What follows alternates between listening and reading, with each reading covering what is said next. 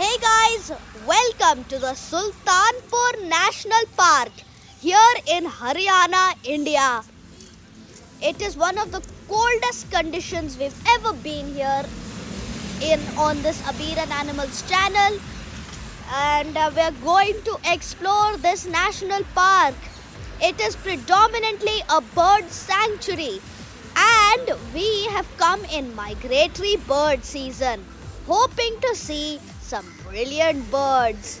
So, join us on this cold adventure to Sultanpur National Park. A fantastic start with some rose-ringed parakeets. Just one of them, and they were making quite a lot of sound. I managed to track them thanks to their sound, which is very, very easily identifiable. As we entered a lake area, some babblers were playing around on the tree and also in the bushes. It was a very nice thing to start, and we had got off to a very brisk start. The first water birds we saw were a couple of common moorhens which were feeding in the marshes. I have never really filmed the common moorhens ever on this Abeer and Animals channel. A few common teal were also there, and a few of them swam over to the front. These are migratory ducks. Most of the migratory birds that come here are ducks. You can see a few storks fly over, and all the ducks having a great time. It was very nice to see. This is a pond heron, and it was scratching itself on the back. It was very nice, and the angle we got was fantastic. Next, we found a nilgai sitting after a tree. It was difficult to get it, but we finally got the clear shot. This is a painted stork. Apologies for the blurriness here, but here we are in a scene full of birds. Herons, egrets, spoonbills, and painted storks. You've got them all. The painted storks seal the spotlight. There were a couple sitting on a rock, sitting on a so-called rock, but it's actually a nest. Yeah, you heard me right. It's a nest. They're walking around on the nest. They have a few subadult babies as well. And here there is a cattle egret sitting.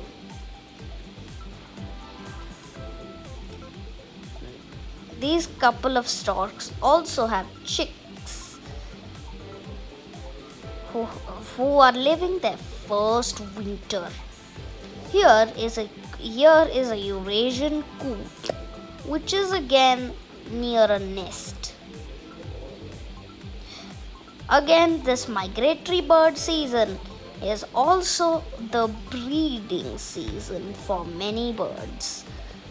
We were lucky to come here during this time, and this is a little cormorant. And here they are, a few babies demanding food. A purple heron in the background. They are making a very cool sound, though you can't hear it. The purple heron in the background moves. This is wonderful. A couple ducks in the background are there too. Here they are, the family getting together.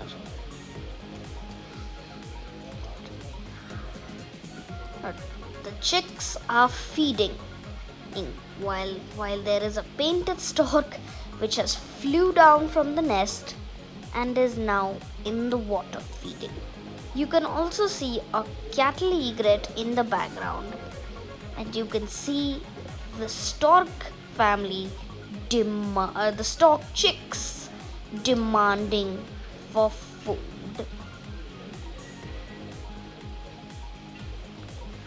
You can also see another